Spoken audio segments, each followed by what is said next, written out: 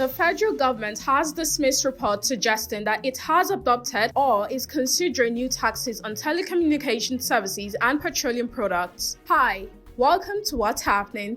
These are our top 10 stories countdown today. At number 10, UK Prime Minister Keir Starmer has criticized the reckless crew of a Russian warship that fired warning shot at a yacht in the English Channel, an incident a British sailor on board described as completely unnecessary. Speaking at the G7 summit in France on Wednesday, Starmer called the incident involving the Russian Navy frigate Admiral Riverkrich deeply concerning. Jane Kelvey, who was sailing in international waters on board the yacht, the UK flag Bright's future with her husband Alan, said that the two vessels were definitely not on a collision course. At number 9, Argentine forward Lionel Messi opened his record-breaking 6th World Cup with a hat-trick to become the tournament's joint all-time top scorer on Tuesday as holders Argentina launched their bid for back-to-back titles with a dazzling 3-0 rout of Algeria. Messi delivered an electrifying individual display on a magical night at Kansas City's 69,045 capacity Arrowhead Stadium to join Miroslav Klose at the top of the World Cup scorers chart with 16 goals. Messi, who first played in the World Cup as a teenager during the 2006 finals in Germany, then emphatically stamped his class on proceedings with a memorable hat-trick, the first of his World Cup career.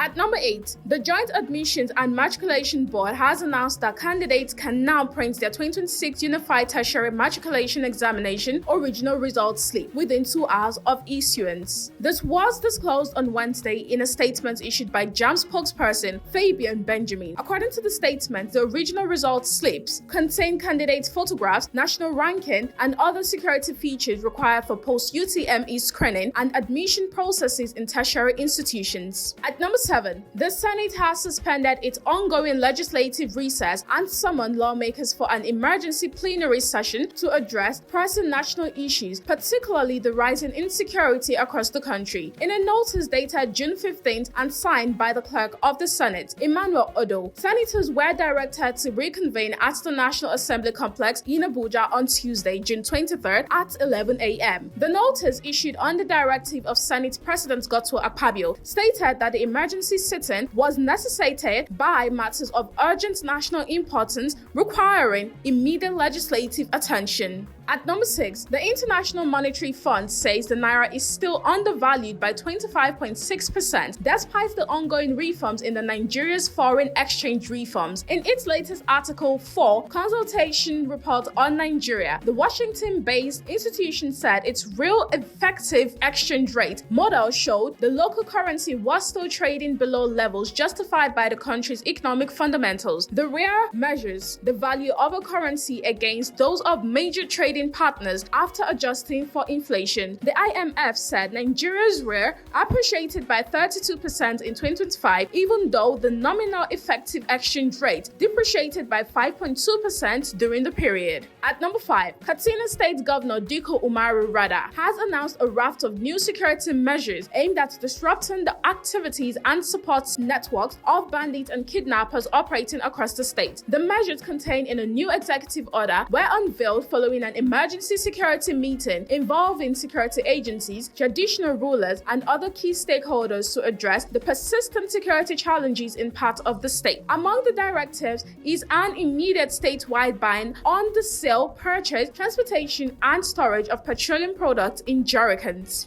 At number 4, the Central Bank of Nigeria has ordered banks, Fintechs, and other payment service providers to disclose their ultimate beneficial owners. The regulatory measures were contained in a circular dated June 15, 2026, and signed by CBN's Director, Payment System Supervision Department, Dr. Rakiya Yusuf. Addressed to deposit money banks, microfinance banks, mobile money operators, switching companies, payment terminal service providers, payment solution service providers, super agents, and other licensed operators. The circular comes amid the rapid expansion of electronic payment and the increasing dominance of a few players across critical segments of the market. At number 3, the Katsina state government has announced the successful rescue of 4 kidnapped victims by troops of the Nigerian army. It said that the victims aged 36 to 68 were rescued during ongoing operations targeting a suspected notorious bandits leader, one Kachala Muhammadu Fulani, and members of his criminal gang. The government explained that they regained their freedom during sustained military offensives in locations believed to be hideout of the bandits. The victims were said to have received immediate medical attention for gunshot wounds sustained while in captivity. At number 2, a federal high court in Katsina State has sentenced a female arms carrier to death by hanging after finding her guilty of terrorism-related offenses. The conviction comes amid ongoing efforts by security agencies and government authorities to curb the proliferation of arms and weaken support networks sustaining criminal activities across the Northwest region. It also followed a successful prosecution by the Department of State Services on charges bordering on conspiracy to commit terrorism as well as aiding and abetting terrorist activities. At number 1, the federal government has dismissed reports suggesting that it has adopted or is considering new taxes on telecommunications services and petroleum products following the publication of the International Monetary Fund Article 4 consultation report on Nigeria. The clarification followed reports that the IMF had said Nigeria may need to extend VAT to fuel products and introduce excise duties on telecommunications services to raise revenue, fund development, and social spending. That's all for today. See you next time on What's Happening.